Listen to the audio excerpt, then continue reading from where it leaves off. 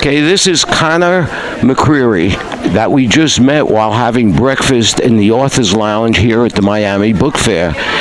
And we got into a good conversation, and I thought I would share it with you if we can take it from the top. So first of all, tell me a little bit about yourself. Oh, well, my name is Connor McCreery. I'm a graphic novelist. I've written 10 graphic novels and counting in my career, but my life has kind of always been involved in storytelling, even though I don't think I realized it. I started off working film and television as like a development, kind of low-level development guy, reading scripts, handing them to producers. Then I worked for a really interesting, very horrible science fiction TV show, but I learned a lot. The producers there were these bootstrap types who just made things happen. I worked as a journalist on 3 different continents in Africa for a while, and eventually I thought, I've worked a series of low-paying careers. It's time for me to work into a even lower-paying career. Let's get into comics. And so about 10 years ago, myself and my friend Anthony Delcall, we started a comic series called Kill Shakespeare, which we're still doing today, and which actually there's a stage play based on, which just went on in London, England at the Globe Theatre. So it's been a fun, weird, bizarre little career. What's the show about? Well, Kill Shakespeare, the show, actually takes the first 2 books of the series. We take the imagery from the comic book, and they actually get projected almost like a PowerPoint presentation, and then the performers do it like a radio play. So they're on book, they make live Foley, there is random or improvised music, so it's a heck of a lot of fun, and we were super honored that they wanted to bring it to London. Well, what do the characters do in this? Does it take place in their time or in real time? And do they interact if they're from different comics and different times? Yeah, so I like to say that Kill Shakespeare is like if Game of Thrones and Shakespeare had a drunken one-night stand.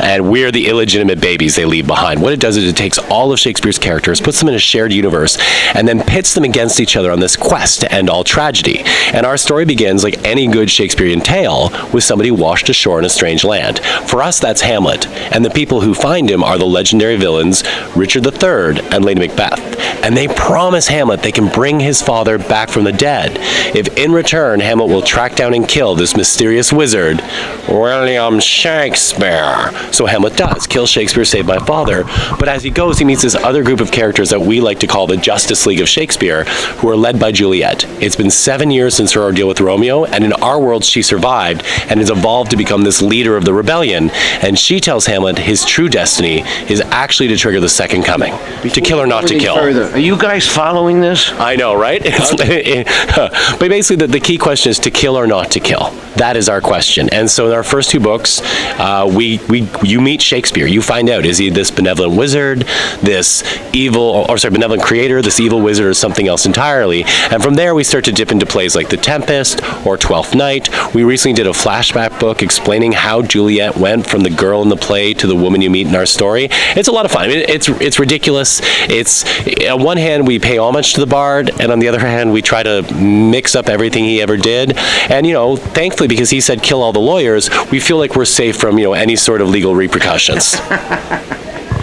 I'll tell you, it's also a good way to introduce young people into Shakespeare and its characters, although they're not quite like in his plays. Yeah, it wasn't kind of the intent, but we've definitely found like a lot of our audience is sort of split between, I'd say, 3 groups. Shakespeare heads who somehow find out about us and aren't comics people, but are like, this sounds weird, I want in. People who are in academia, who actually want to use Kill Shakespeare to help teach students. And then I would say it's kind of just general comics readers, and that's everywhere from like 11-year-old kids who are precocious because their parents have handed them Shakespeare already to 40-year-olds who've been reading comics their whole life. And we've definitely found like there's no wrong amount of Shakespeare, right? If you know a ton of Shakespeare, you will find Easter eggs galore in our story. But if you're new to it, you could give this to a niece or a nephew who's never read Shakespeare yet. They will pick up the tricks and the tropes of the bard by reading our book, but there's never a situation where if you didn't know what happened in Act 3, Scene 2 of The Winter's Tale, if you don't even know The Winter's Tale is a play, it doesn't matter. You can enjoy it. Well, we're here at the book fair, so we might as well plug your book. Tell us all about it. So basically there's 5 books in the series. If you like fantasy adventure, if you are someone who likes literary comics, if you've ever read Fables or League of Extraordinary Gentlemen, I would say we're definitely going to be in your wheelhouse. And if you're just someone who loves Shakespeare or loves to hate him, definitely check that out. Other things we've done, if you're already familiar with Kill Shakespeare but are wondering what else has this talented individual done, We've written books in the Assassin's Creed world. I just did an Adventure Time regular show series. We mashed up Sherlock Holmes and Harry Houdini in one Victorian buddy cop novel. And I'm actually going to be doing a new series called Catacombers, which will basically be like the Goonies but with ghosts. So yes, that's what I'm up to.